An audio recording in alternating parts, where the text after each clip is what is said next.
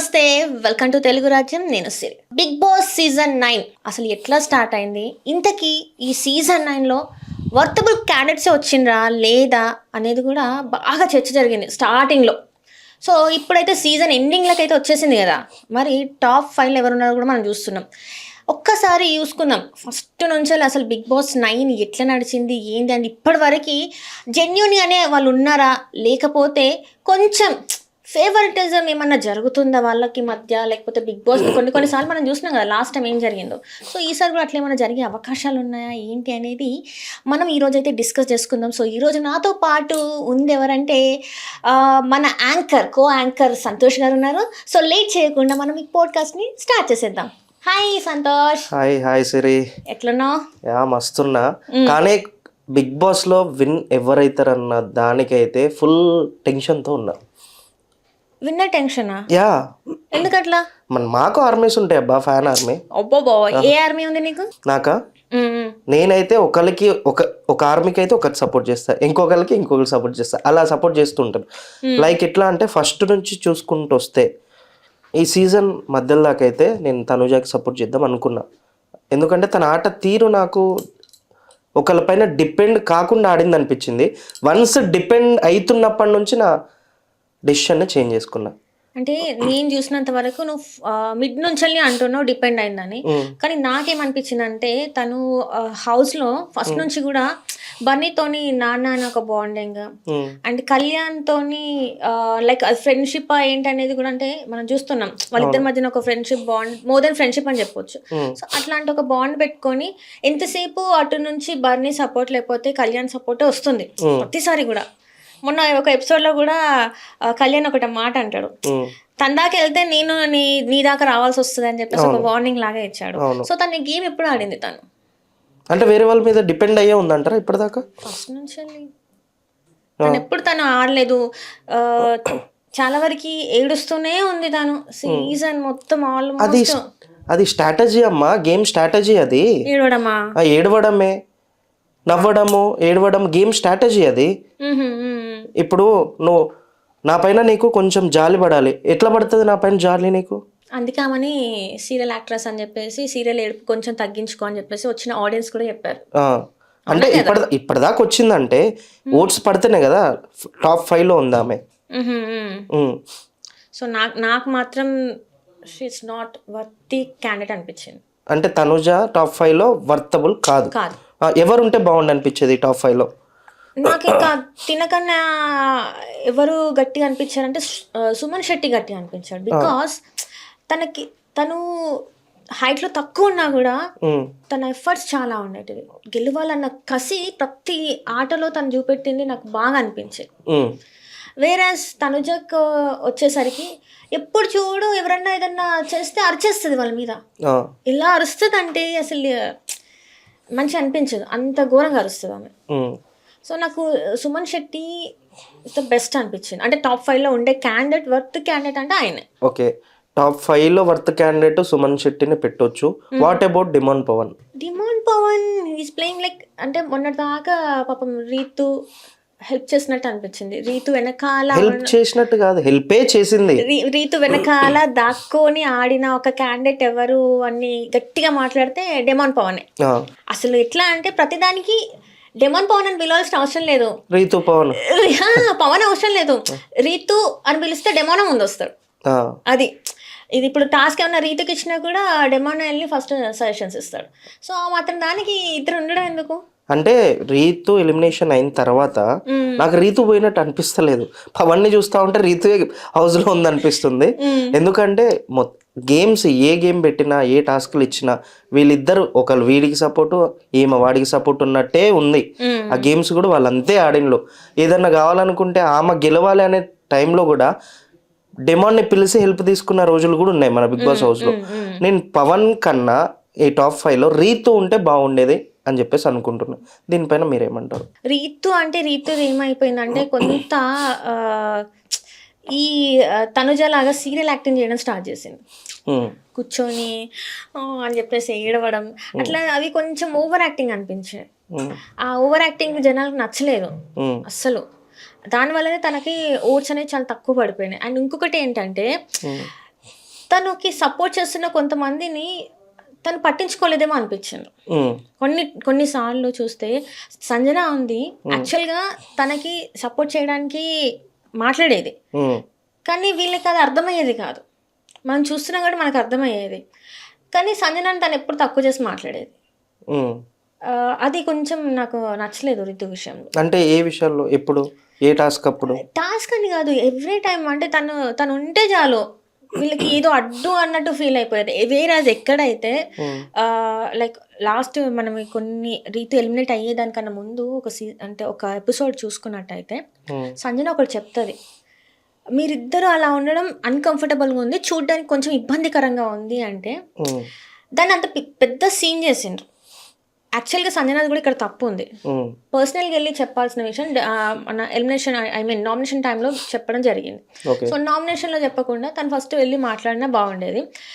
తను ఈ మాట అన్నప్పుడు, సంజన ఇలా అన్నప్పుడు డెమోన్ కానీ రీతు కానీ కొంచెం దాన్ని ఏమంటారు లైట్, అంటే ఆ టైంలో అక్కడ కొంచెం దాన్ని ఆపేసి తర్వాత దాని గురించి డిస్కషన్ చేస్తే బాగుండేదేమో అనిపించింది. అది కరెక్ట్ ప్లేస్ కాదు అనిపించింది నాకు. అందరూ ఒకటేసారి అంత ఫైర్ అయిపోయి నేనేం తప్పు చేశా అంటే అది కరెక్ట్గా లేదు. తప్పు చేసేది ఏంటంటే అక్క నువ్వు ఇట్లా ఎందుకు అక్కనే పిలుస్తాడు డెమోన్, అక్క నేనేం తప్పు చేసిన, నీకు తప్పు అనిపించినప్పుడు నువ్వు అప్పుడే చెప్పాల్సింది కదా, ఇది కరెక్ట్ ప్లేస్ కాదు కదా అని చెప్పేసి కూర్చొని దాన్ని సార్ట్ అవుట్ చేసుకోవాల్సింది సామరస్యంగా. అట్లా కాకుండా అది ఆ రోజు అది పెంట చేసేసి అక్కడి వరకు వెళ్ళి అది కరెక్ట్ అనిపించలే నాకు. యాక్చువల్లీ ఇమ్మెచ్యూర్ థింగ్స్ అనిపించింది నాకు. మెచ్యూరిటీ లెవెల్స్ ఘోరంగా తక్కువనే అనిపించింది. అంటే ఆ ఎపిసోడ్ వల్ల రీతుకి ఒక మైనస్ పాయింట్ వచ్చింది అంటూ. దానికన్నా ముందు కూడా అరే రీతు గేమ్ రీతు ఎప్పుడు ఆడింది, డెమాన్ గేమ్ డెమాన్ ఎప్పుడు ఆడింది అసలు ఆడందే వీళ్ళు ఇప్పటిదాకా ఉన్నారా? లాస్ట్ వీక్స్ దాకా నిజంగా ఆడలేదు. నా వరకైతే నాకు చెప్తున్నాను కదా, నాకు అంత మంచిగా అనిపించలేదు నాకు అస్సలు. అంటే అసలు అండ్ వన్ మోర్ థింగ్ ఏంటిది అంటే రీతు ఎలిమినేషన్ అన్ఫేర్ ఎలిమినేషన్ అని చెప్పేసి పబ్లిక్ లో టాక్ చాలా ఉంది. అన్ఫేర్ దేనికి అన్ఫేర్ ఒకసారి చెప్పు. అంటే నాకు తెలియదు. ఓటింగ్ లిస్ట్లలో రీతు టాప్ ప్లేస్ లో ఉంది అని చెప్పేసి టాక్ ఉంది. మనకి ఓటింగ్ లిస్ట్ కనబడుతుంది కదా, అందరికీ కనబడుతుంది కదా, పర్సంటేజ్ ఎంత ఉందనేది మనకి విజిబుల్ ఉంటుంది. మరి ఎందుకు చేస్తుంటారు ఒకసారి ఆలోచించు. యాక్చువల్గా జనాలందరూ ఏమనుకుంటారంటే బిగ్ బాస్ ఓట్ అడుగుతుంది కదా, మీరు ఈ కంటెస్టెంట్ని గెలవాలి అనుకుంటే మీరు ఓట్ వేయండి, శుక్రవారం వరకు ఓపెన్ ఉంటాయి అని చెప్తుంది కదా. యాక్చువల్గా ఓట్ పర్సంటేజ్తో పాటు అక్కడ బిగ్ బాస్ ఏం చూస్తుంది తెలుసా, ఇంట్లో వాళ్ళు ఎట్లా బిహేవ్ చేస్తున్నది అనేది కూడా వాళ్ళు పరిగణిస్తారు. ఓటు ఒక్కటే కాదు, ఓటు పడినంత మాత్రం నువ్వు సేవ్ అవుతావని కానే కాదు. ఇప్పుడు కూడా వీళ్ళు ఓట్ అప్పీల్కి వచ్చారు కదా, ఇప్పుడు వీళ్ళకు కొంతమందికి అది దక్కింది. ఇమాన్యుయల్కి కానీ తనుజకి కానీ వీళ్ళకి ఓటు అప్పీల్ చేసుకోవడానికి వచ్చింది కదా. వాళ్ళేదో ఓటేస్తే ఇప్పుడు వీళ్ళకి ఏమంటారు ట్రోఫీ ఇచ్చేసి ఇంటికి పంపించరు. వీళ్ళు అన్ని రకాలవి చూస్తారు. వీళ్ళు డిపెండ్ అవుతున్నారా లేదా ఒకరి మీద, గేమ్స్ ఎట్లా ఆడుతున్నారు ఏంటి, లైక్ వర్క్ ఎట్లా చేస్తున్నారు, మాటలు ఎట్లాంటివి మాట్లాడుతున్నారు, ఇండిపెండెంట్గా ఉన్నారా లేదా. ఫస్ట్ థింగ్ ఏంటంటే నీ ఆట నువ్వు జెన్యున్గా ఆడుతున్నావా, యాజ్ అ సంచాలక్ నువ్వు ఎవరికైనా ఫేవరెటిజం చూపిస్తున్నావా, జెన్యున్గా నువ్వు పాయింట్స్ అక్కడ పెడుతున్నావా లేదా అనేది క్లియర్గా చూస్తారు. నీకు ఓటింగ్ అనేది నీకు అది సరిపోదు. ఇప్పుడు ఓటింగ్ త్రూయే కదా ఎలిమినేషన్ జరిగేది. ఎట్లా నువ్వు ఓటింగ్ త్రూ ఎలిమినేషన్ జరిగితే మరి సంజన ఎక్కడుంది లాస్ట్ వీక్? ఎక్కడుంది? లాస్ట్ లో ఉంది. ఓటింగ్ త్రూ నీకు ఉండదు, రెండూ ఉంటాయి అన్నమాట. ఇప్పుడు సంజనానే ఈ మనం ఒక ఫ్యూ డేస్ బ్యాక్ చూసినట్టయితే ఏ గేమ్ ఆడనీయకుండా సంచాలకుగా పెట్టేస్తున్నారు. ఎందుకు? ఓటింగ్ పెరగడానికా? కార్నర్ చేస్తున్నారు. మీరే అన్నారు కదా ఇప్పుడు, లైక్ ఎట్లా అంటే సంచాలకుగా చూస్తారు, గేమింగ్ పరంగా చూస్తారు అన్ని అని చెప్పేసి. సంజన ఎక్కువ సంచాలకుగానే చేసింది. ఎందుకు సంచాలకుగా చేసింది చెప్పు. ప్రతిసారి వీళ్ళు గ్రూప్ అయిపోతారు, ఆ సంజనాన్ని కార్నర్ చేస్తారు, ఒంటని చేస్తారు. మరి అక్కడ ఆమె ఎవరితో ఫైట్ చేయాలి? అప్పటికి తను ఫైట్ చేస్తుంది, నేను ఉంటా అని ఫైట్ చేస్తున్నా కూడా సీరియస్లీ వాళ్ళు అసలు కేర్ చేస్తలేరు ఆమెని. ఇంకా ఆ తర్వాత తను సరే నేనే ఉంటా సంచలనం అంతను కాంప్రమైజ్ అయిపోతుంది. ఏ రోజైనా బిగ్ బాస్ తోని రూడ్గా మాట్లాడినట్టు కానీ, బిగ్ బాస్ ఏమైనా చెప్తే కాదు లేదని మాట్లాడిన ఎప్పుడైనా చూసావా? వీళ్ళు కొంచెం ఏంది బిగ్ బాస్ ఇట్లా చేస్తున్నావు కొంచెం అని కొంచెం ఇదిగా మాట్లాడతారు. సంజన చాలా రెస్పెక్ట్ అంటే మెచ్యూర్డ్గా ఉంటుంది. మొన్న డబ్బులు ప్రైజ్ మనీ ఇచ్చినప్పుడు కూడా మీకు ఇంత మనీ వస్తుంది అన్నప్పుడు కూడా సంజన చెప్పిన ఆన్సర్స్ మిగతా కంటెస్టెంట్స్ చెప్పిన ఆన్సర్స్ ఒకసారి నువ్వు చూస్తే చాలా వరకు డిఫరెన్స్ ఉంటుంది. అంటే రియాలిటీకి అసలు దగ్గర ఉండదు వేరే వాళ్ళు చెప్పినవి. సంజన చెప్పింది చాలా రియాలిటీకి దగ్గర ఉంటుంది. తను ఒకటే చెప్తుంది, కొంత మనీని నా పిల్లల పేరు మీద డిపాజిట్ చేసుకుంటా, ఇంకొంత మనీని నేను మా అసోసియేషన్కి ఇస్తా, మిగిలిన ఏమైనా ఉంటే నేను పెట్టుకుంటా అని చెప్పేసి చెప్పింది.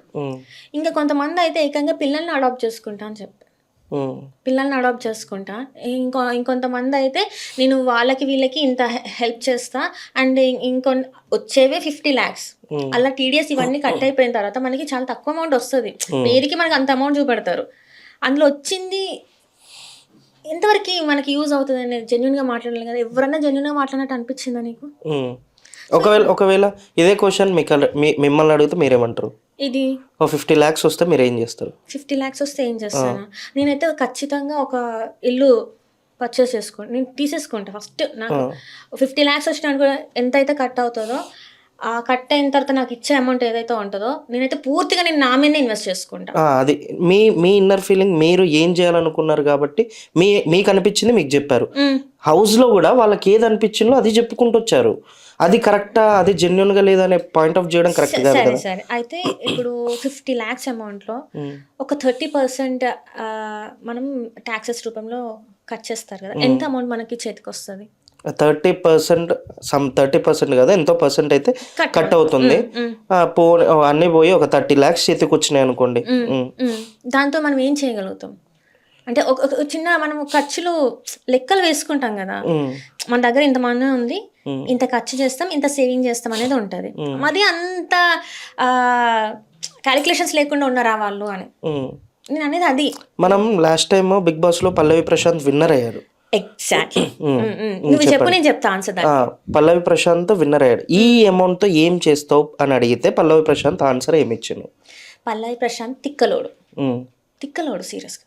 వై? బికాస్ అన్నా రైతు బిడ్డనన్నా నన్ను ఓటేసి నాగార్జున వరకు వెళ్ళేలాగా చేయండి అన్నా అని అన్నాడే తప్ప, అరే నాకు ఇన్ని డబ్బులు వస్తే ఎంత ట్యాక్స్ కట్ అవుతుంది, నాకు ఎంత డబ్బులు మిగులుతుంది, రైతులకు ఇస్తా అన్నా కదా, అసలు రైతులకు ఇచ్చేంత డబ్బు నా దగ్గరికి వస్తుందా రాలేదని కూడా, నేనెంత ఖర్చు చేసుకోవాలి, ఆయన బయటకి ఎంత ఇవ్వాలనేది కూడా నాకు క్యాలిక్యులేషన్స్ లేవు. నేను అదే అంటున్నా, రియాలిటీలో అసలు మనీ మనం ఎట్లా చేయాలి ఏంటి? బట్టలకి పెట్టుకుంటామా? మనం అక్కడ వేసుకున్న బట్టలన్నీ డిజైనర్ బట్టలు, వాడు మనకు ఫ్రీగా ఇస్తాడా? స్పాన్సర్ ఫ్రీ ఇస్తాడా? స్పాన్సర్ అక్కడ బిగ్ బాస్ హౌస్ లో వాళ్ళ బ్రాండ్ కనిపిస్తుంది కాబట్టి ఇస్తాడు. ఎంత రోజు వేసుకునేవి కూడా మీరు చూడండి. నేను పల్లవి ప్రశాంత్ చేసినప్పుడు, పల్లవి ప్రశాంత్ అనే ఇంకొంతమంది కూడా నేను మాట్లాడినప్పుడు వాళ్ళు చెప్పింది ఏంటంటే, ఏవైతే బట్టలు ఉన్నాయో ఓన్లీ వీక్ అండ్ ఏదైతే నాగార్జున సార్ ఎపిసోడ్ ఉంటుందో దానికి కూడా కొంతమంది పే చేస్తేనే బట్టలు వచ్చినాయి. మీరు అన్నారు స్పాన్సర్ అని, లేదు, ఇందులో కొంతమంది పే చేయాల్సిందే. పల్లవి ప్రశాంత్కి ఏ స్పాన్సర్ వచ్చి నీకు చేస్తాడు చెప్పు? అని ఆయన అప్పటికి అంత ఫిగర్ కాదు. యాక్చువల్లీ ఏంటిది అంటే, నాకు తెలిసి ఏంటిది అంటే, బిగ్ బాస్ లో కంటెస్టెంట్స్ అందరికి ఒక బ్రాండ్ తరపు నుంచి స్పాన్సర్షిప్ వస్తుంది. ఆ డిజైనర్ వేర్స్ మనం బిగ్ బాస్ స్టార్ట్ అయ్యే ముందు గానీ ఎండ్ అయ్యేటప్పుడు గానీ డిజైన్ బై సంథింగ్ అని చెప్పేసి ఒక పేర్లు చూస్తాం మనం. వాళ్ళు స్పాన్సరింగ్ చేస్తారు. నాట్ ఓన్లీ పల్లవి ప్రశాంత్, ఇప్పుడు యాంకర్ సిరి వెళ్ళినా యాంకర్ సిరికి అక్కడ స్పాన్సర్ చేస్తారు. బిగ్ బాస్ హౌస్ కి యాంకర్ సంతోష్ వెళ్ళినా సంతోష్ కూడా స్పాన్సర్ చేస్తారు. అయితే ఇక్కడ ఏంటంటే నేను చూసింది, మీకు తెలిసే ఉంటుంది, కొంతమంది మన ఒక సీరియల్ యాక్ట్రెస్కి తనకి బొటిక్ ఉందన్నమాట. బిగ్ బాస్ వాళ్ళకి తనే చేస్తుంది, డిజైనింగ్ చేస్తుంది. సో తను చార్జ్ చేస్తుంది. సో అక్కడికి స్పాన్సర్షిప్ తను ఇవ్వట్లేదు, చార్జ్ చేస్తుంది తను ఇంత అని. సో ఆ బట్టలకి ఎంత కావాలి? సో అలా అనమాట. సో కొంతమందికి నీకు ఫ్రెండ్గా అయితే నీకు వచ్చేస్తుందేమో, కానీ అందరికైతే అది రాదు. సో ఎందుకంటే వాళ్ళకు కూడా కావాలి కదా మనీ. సో అట్లా మనం అనుకున్నట్టు అందరికీ స్పాన్సర్షిప్ అనేది ఉండదు, చాలా తక్కువ మందికి ఉంటుంది. అండ్ దట్టు పల్లవి ప్రశాంత్ అనే ఒక వ్యక్తికి స్పాన్సర్షిప్ ఇవ్వడానికి అంత ఈజీ కాదు. చాలా ట్రై చేశారు. యాక్చువల్గా చెప్పాలంటే తన పిఆర్ టీమ్కి తను చాలా ఖర్చు చేశాడు. బయటకు వచ్చాక మనీ ఏమైనా ఎందుకు నువ్వు చెప్పినట్టు రైతులకు మనీ ఇవ్వలేకపోయావు అంటే తను ఎందుకు చెప్పలేకపోయాడు తెలుసా? ఎంత మనీ తను పిఆర్టీ మీద స్పెండ్ చేశాడు తెలుసా? అసలు నేను చెప్పొద్దు, నేను ఇక్కడ రివీల్ చేయొద్దు, కానీ చాలా మనీ ఆయన స్పెండ్ చేశాడు ఓకే పిఆర్టీ మీద. సో ఇక్కడ మనం వేసుకున్న బట్టల దగ్గర నుంచి వెళ్ళి అండ్ పిఆర్ టీమ్కి చాలా వరకు మనం స్పెండ్ చేయాల్సి వస్తుంది. చాలామంది ఏమనుకుంటారు అంటే బిగ్ బాస్కి వెళ్తే చాలు లైఫ్ సెటిల్ అనుకుంటారు, కానీ లైఫ్ సెటిల్ ఏమి ఉండదు.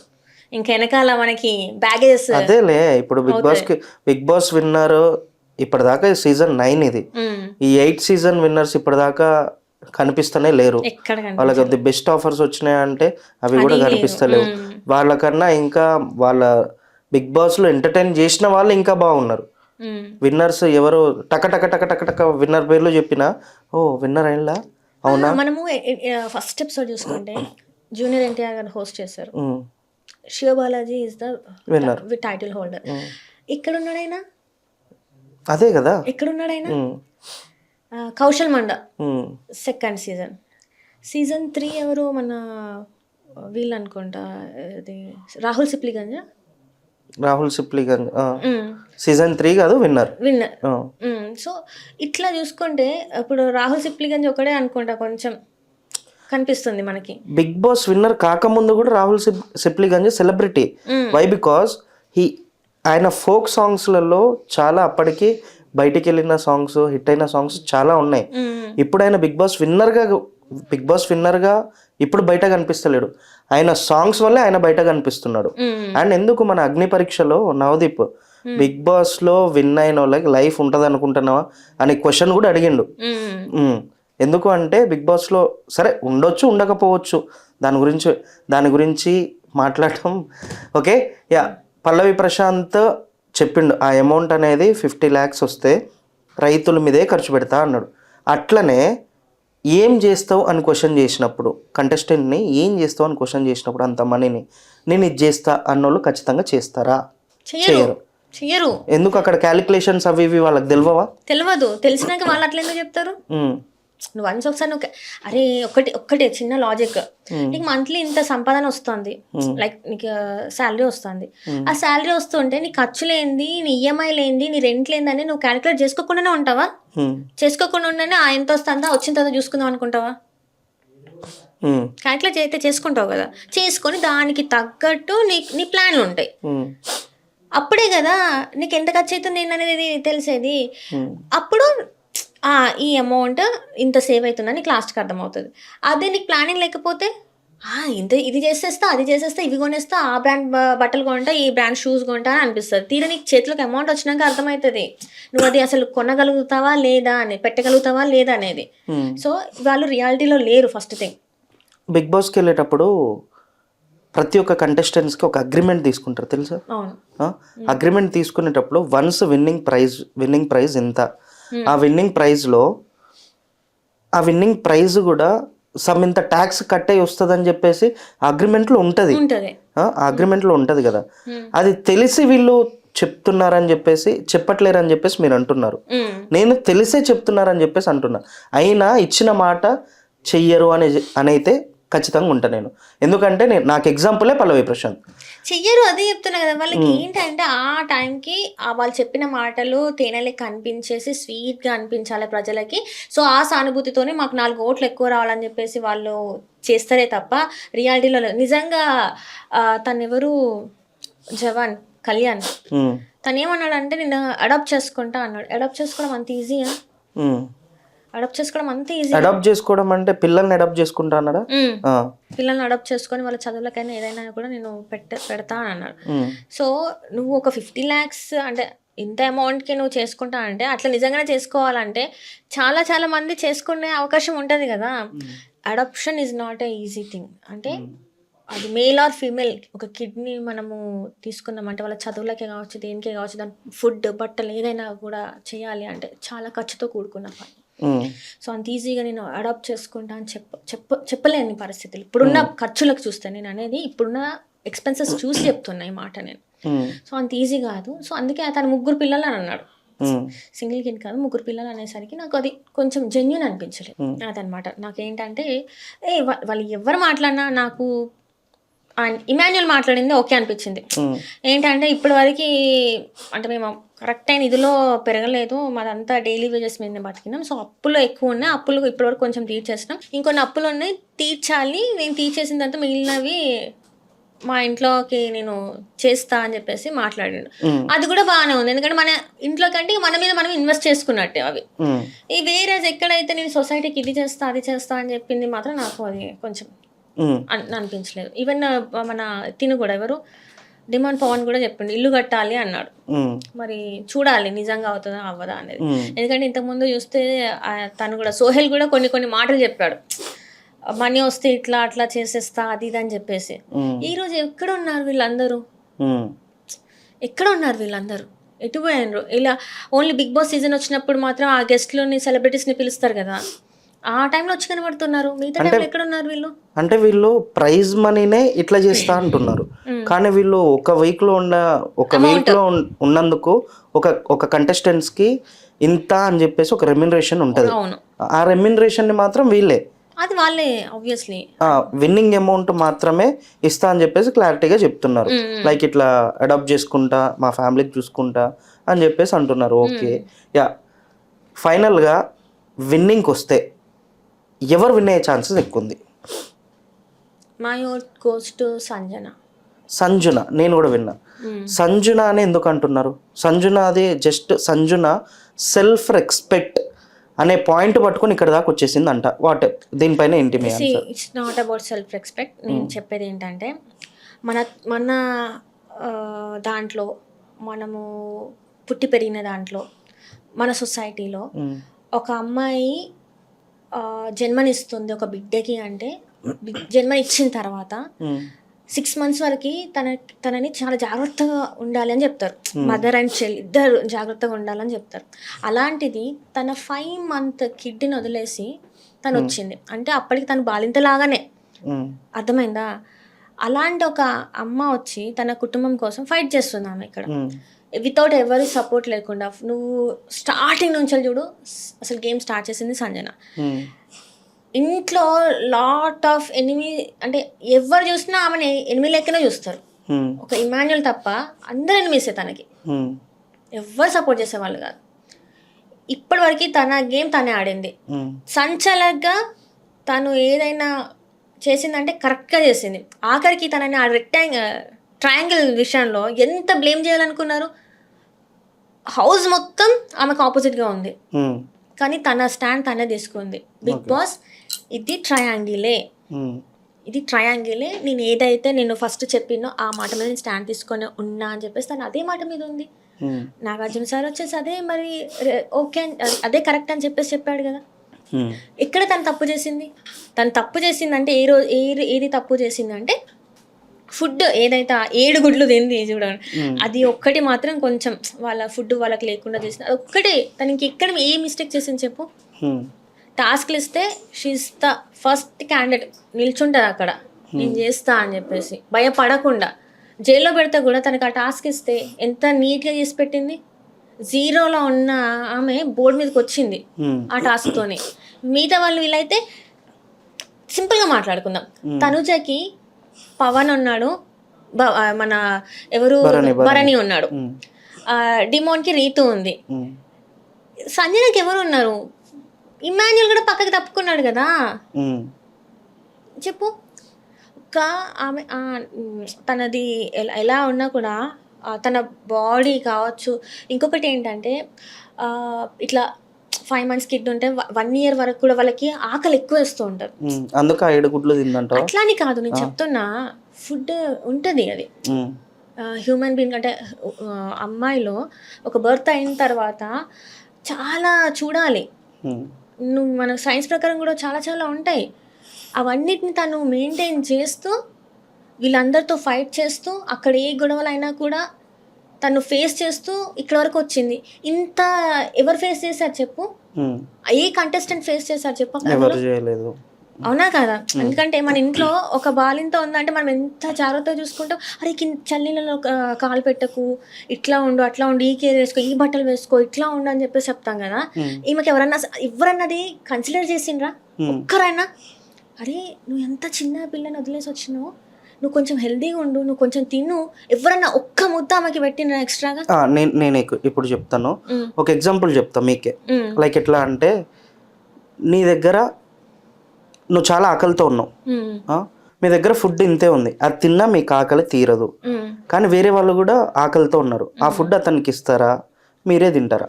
నేనైతే ఎంత ఆకలితో ఉన్నా, నా దగ్గర ఇంత ఉన్నా కూడా నేను అది షేర్ చేసేసి నేను ముద్ద తన ముద్ద ఖచ్చితంగా తింటా.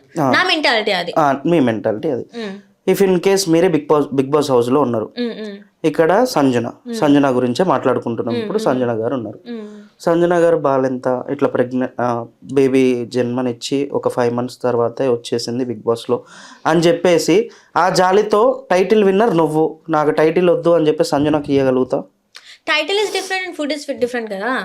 Title is different and food is different. అదే అంటున్నా, ఇక్కడ ఆడేటోళ్ళందరూ ఎవరు విన్ అవ్వాలనే ఆడతారు.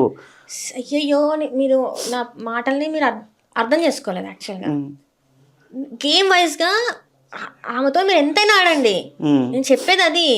తను గేమ్ ఆడుతుంది కదా, తనని టఫ్ ఫైటర్ అనుకుంటారు వీళ్ళందరికీ, పక్కకు పెట్టేస్తారు తెలుసా. తనతో ఆడితే మేము గెలవలేమని నేను చెప్పేది అది.